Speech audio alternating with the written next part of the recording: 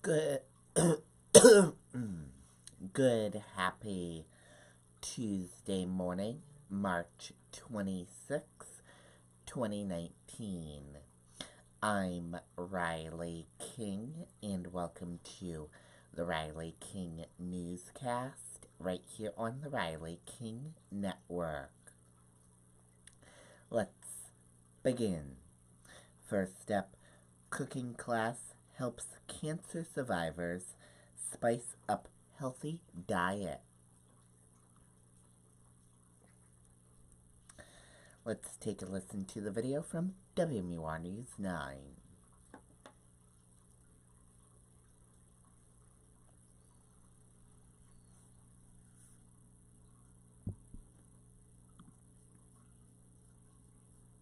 This is not your kid's sandbox.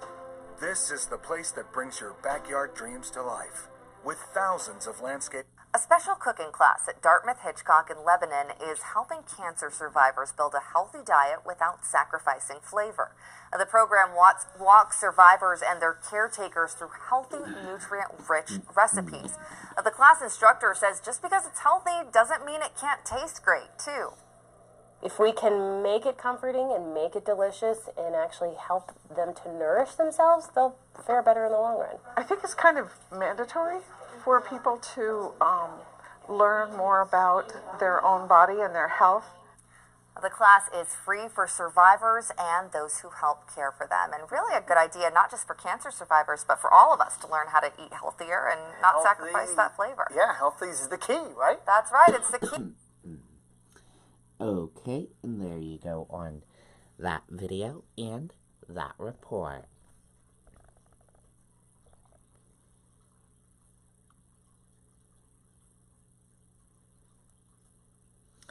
Federal bump stocks ban goes into effect today.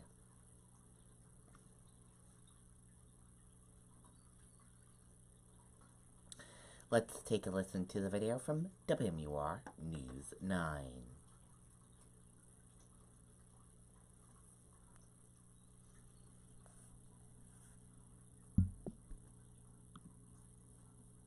At Beltates, customers will find everything they need for a building project. The brand names you trust to perform. And with a fleet of over 50 delivery vehicles, we deliver when and where our customers need them. Beltates Building Products. 9 locations throughout New Hampshire and Massachusetts. Last year, President Trump moved to ban bump stocks following the 2017 shooting in Las Vegas, in which a gunman used the devices to shoot concertgoers, killing 58 people. We're excited the ban's going to go into effect. Xander Rice-Hawkins, executive director of Granite State Progress, applauds the decision. Our organization submitted public comments on this. We think that this shouldn't have never been allowed to go to the market in the first place, and it's a great day to be able to make sure we have stronger public safety laws. But says more could be done. Things like closing background check loopholes, instituting waiting periods, extreme risk order protections. However, there is some opposition. Currently, gun rights groups are asking the Supreme Court to step in and stop the ban. It's really not going to do anything. Robert Thibault has run the Critical Defense Institute since 2005.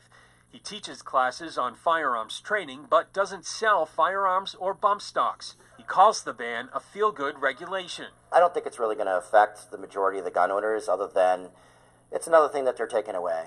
You know, its Second Amendment is really the only amendment that has all kinds of rules and regulations behind it. He says bans like this only drive gun sales. There are so many people out there buying a first firearm simply because they think that after a while they're just not going to be able to do that. That right to go out and purchase a firearm isn't going to exist. Now, under the regulation, owners of bump stock type devices would be compelled to turn them over or face criminal penalty. Okay, and there you go on that video and that report.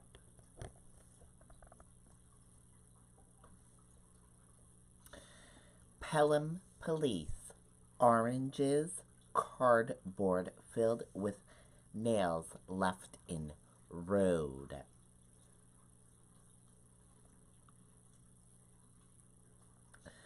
Let's take a listen to the video from WMUR News 9, Mike Cronin.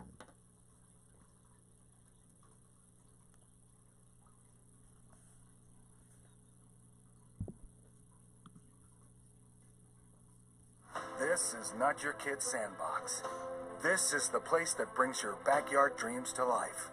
Pelham police are not laughing about this. Use your head, this is not a prank. Someone put oranges in cardboard filled with dozens of nails sticking out of them in the middle of a busy road. It's malicious, you're going to hurt someone, you're causing damage to people's vehicles. And it did. Police say at least 2 drivers reported flat tires after hitting the nails on Nashua Road early Monday morning between 12:30 and 1 o'clock. There are a lot of motorcycles out now. You're hearing them, you're seeing them. What if they are driving down the road and they end up driving over that and you end up getting a flat tire on a motorcycle? They're going to crash immediately. What if it was an emergency vehicle that it happened to, an ambulance, a fire truck? After our interview with police, we found even more nail-filled oranges littering the sides of Nashua Road. Officers cleaned up this mess as well. I think it's terrible. I think it's scary. I think it's even scary to happen on such a busy road that's traveled so often. Whoever's responsible could face criminal mischief charges, and the penalty would have been harsher if someone got hurt. And if they end up crashing or they end up swerving to avoid those and then they get in a collision, that person that put those there, they're going to be at fault. It's scary to know that somebody's out there thinking that something like that's funny. Police now want to hear from anyone who may have seen something suspicious or has home surveillance that captured the crime. Reporting live in Pelham, Mike Cronin, WMUR News. Okay, and there you go on that video and that report.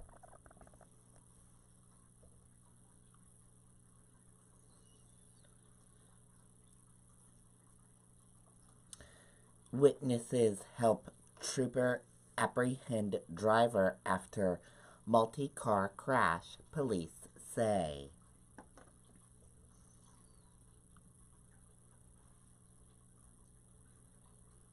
Let's take a listen to the video from WMUR News 9, Kristen Carosa.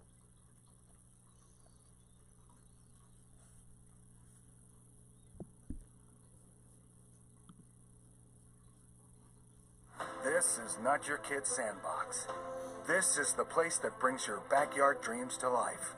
It's really strange. It just appeared out of nowhere. Jeff Shaw was driving on 93 North when he got hit by another car. I try to be pretty aware of things, but I didn't see him coming at all. And he swiped my vehicle just a little bit. The damage is minimal, but he says the impact scared him. I was in shock. I was very tense, but it wasn't, I was very fortunate. He then saw the driver, who police have identified as 32-year-old Raymond Fosher, hit 3 other cars, slam into a work zone, and flip over. His door opened. He stepped out apparently unharmed. Like, I couldn't see any blood. He wasn't, limping. State police say Fosher then started walking down the highway, screaming at other drivers while holding a checkbook. Trooper John Tayo approached him, but he says he wasn't listening. He was looking right through me. He wasn't really acknowledging me being there. He just, he actually told me to get back in my car and everything was okay, which I thought was a little strange. Tayo says he tried to handcuff him, but Fosher resisted, which started a fight along the shoulder of the highway. The male tries to reach for my firearm multiple times. My whole goal was to stay on top of him, not let him get on top of me. Tayo yelled to other drivers who were stopped, asking for help to hold them down, and without hesitation, a group of people ran over. Oh, it was incredible. It was great to see, because again, these are normal people. They don't sign up for this. We're out there by ourselves a lot.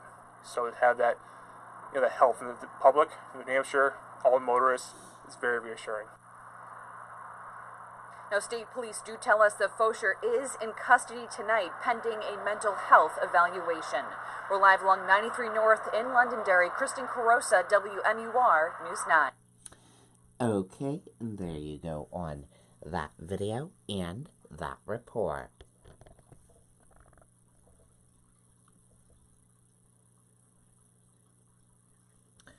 Milford community rallies around family after boy 7 diagnosed with leukemia. Let's take a listen to the video from WMUR News 9, Amy Cavino.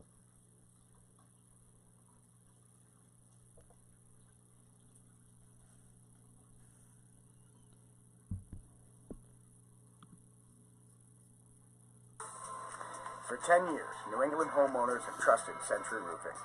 We get the job done right at a fair price.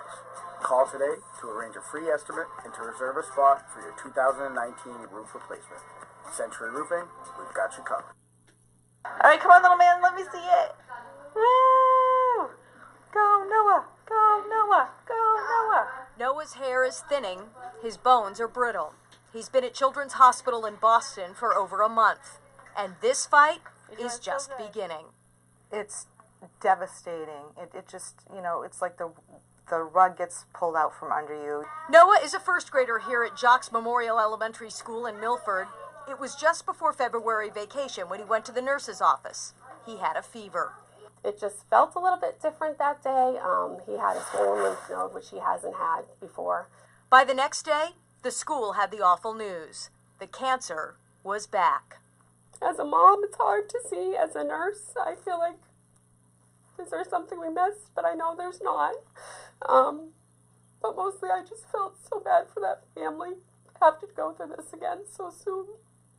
Nurse Jamie, with approval from administration, started a GoFundMe page. His teacher created an Amazon wish list, and the IT department thought iPads were essential, so raised the money and bought one, and donated a used one for younger sister Faith. They're talking every night via FaceTime. They're loving it.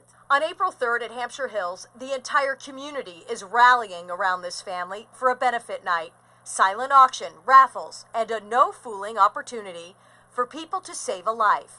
BeTheMatch.org will be there, registering potential bone marrow donors. There's so many people, children, that need to have bone marrow transplants, and the more people that register, the better the odds are they're going to find a perfect match. Noah, from all of us here in New Hampshire, get well soon and hurry home. In Milford, Amy Cavino, WMUR News 9. Okay, and there you go on that video and that report.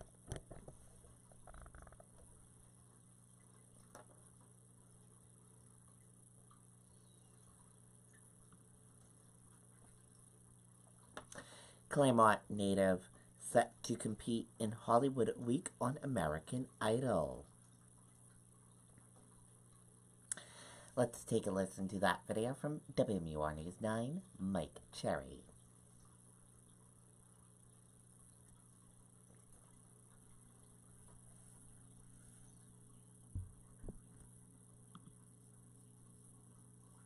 This is not your kid's sandbox. This is the place that brings your backyard dreams to life. With a golden ticket in hand, Evelyn Cormier wowed American Idol judges. And I never dreamed that I'd meet somebody like you. Impressing the room's toughest critic, Katy Perry. The most surreal experience was when Katy Perry told me that I had her most favorite voice ever. Now it's on to Hollywood Week, where singers are pushed to the brink, working in teams. Evelyn says her day would begin before sunrise and end around 10 at night. It was definitely built up, like this is going to be the hardest week, like get ready, because only the strongest are going to survive. Evelyn can't tell us how she did, but she can reveal the pressure matched the hype. You're sitting in the audience, I mean, you're watching this all go down, you're watching the judge comments, you're watching the lines of 10 come out, and they're like, okay, so-and-so, so-and-so, so-and-so, step forward. Okay, back row, you're going home. And it's like, oh my goodness, you never know if it's back row or front row. What are you working on right now? Right now, I'm actually working on an album at Rocking Horse Studios in New Hampshire. And when she's not busy writing her own songs, Evelyn is spending time with her cat Eggnog. We rescued her a couple years ago on Christmas Eve, and that's why she has a Christmassy name, Eggnog. And teaching her dog Fajita a few tricks. Give me a paw. Good girl! She's very playful, she's very loud, and full of energy.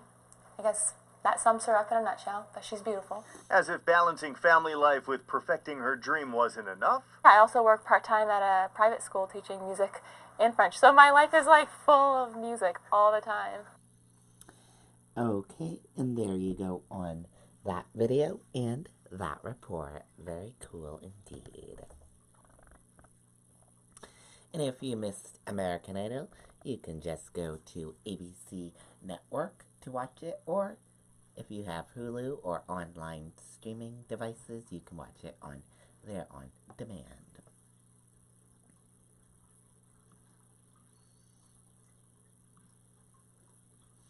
New Hampshire Senate Democrats urge Sununu to join 16-state lawsuit challenging Trump border wall declaration.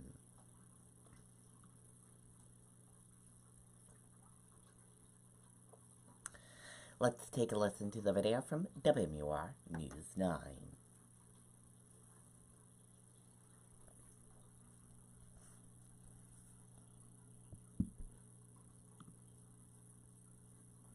This is not your kid's sandbox.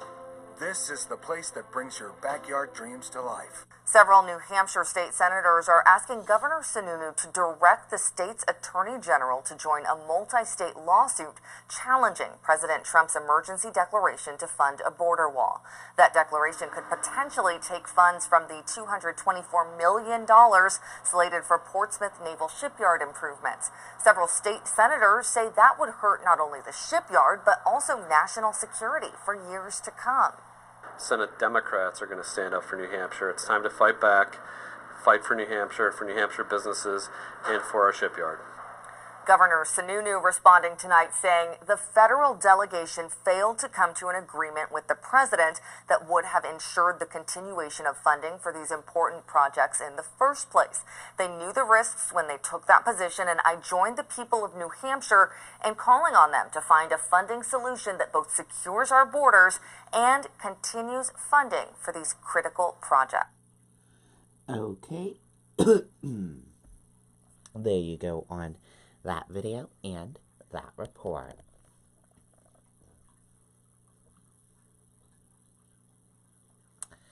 Still exploring presidential run, Bill Weld to return to New Hampshire for a busy 5-day schedule.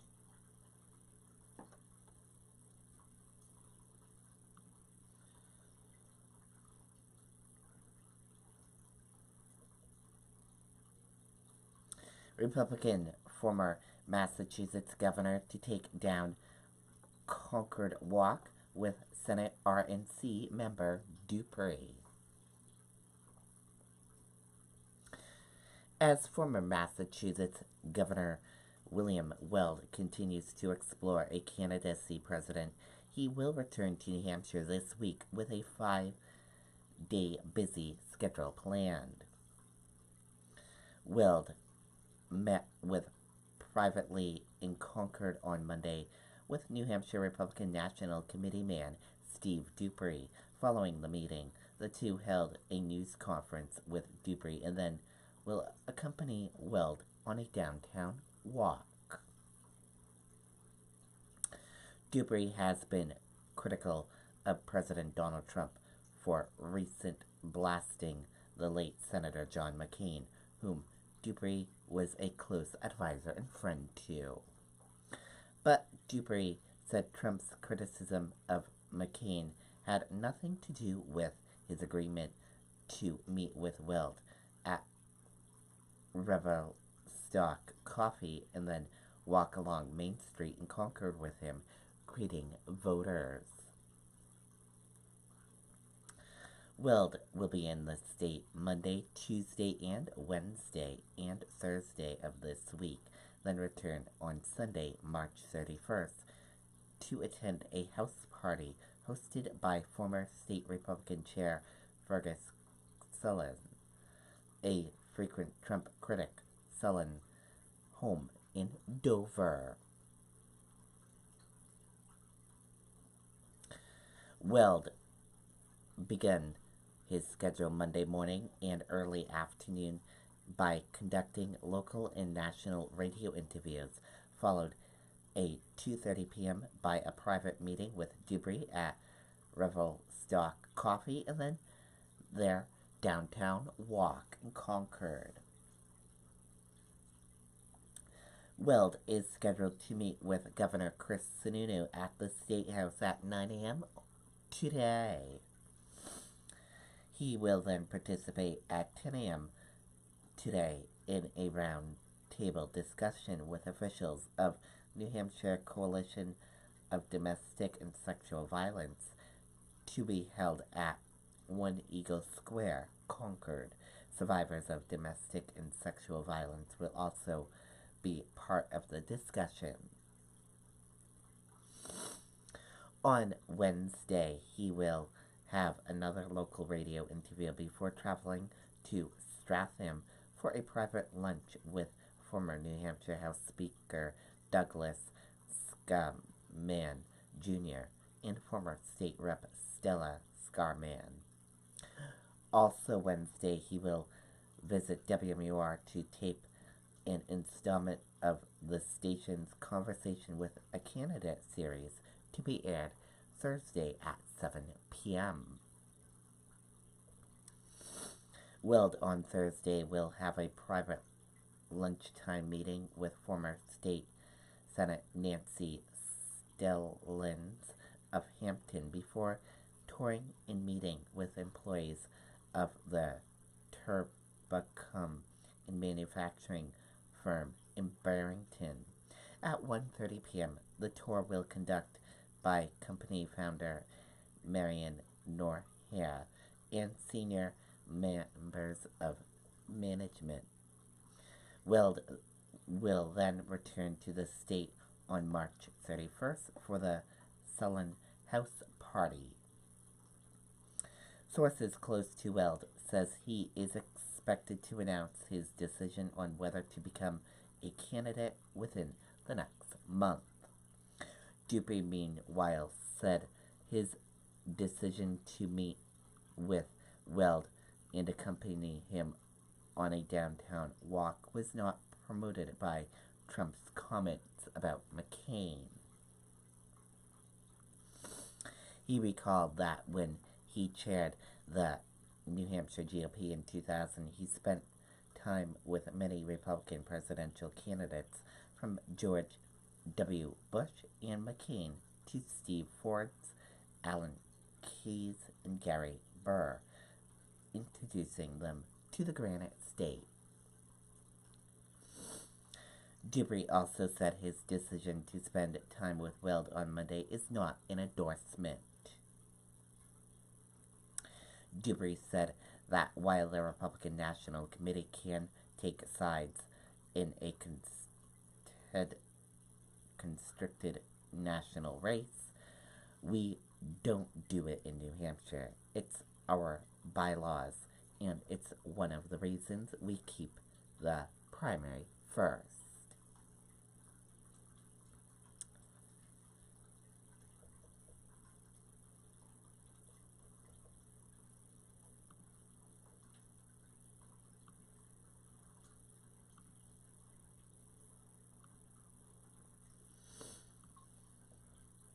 Dow features point to modest open-aimed lingering economy worries.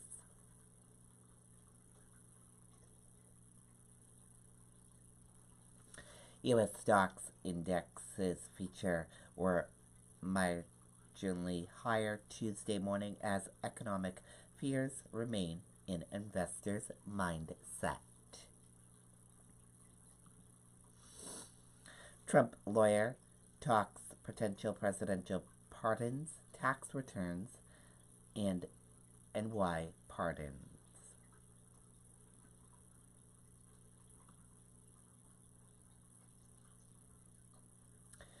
Within hours of declaring victory in finding off a 22-month investigation into Russia collusion, President Donald Trump's personal attorney Jay told the ABC News podcast The Investigation that the president's legal team has already begun gearing up for vigorous new legal battles in Washington, D.C. and in New York City. And that did it for the Riley King Newscast right here on the Riley King Network. I hope you all have a great rest of your day, and I'll see you back here later on today for another newscast. And I'll have a news report coming up in a little bit. Goodbye, everyone.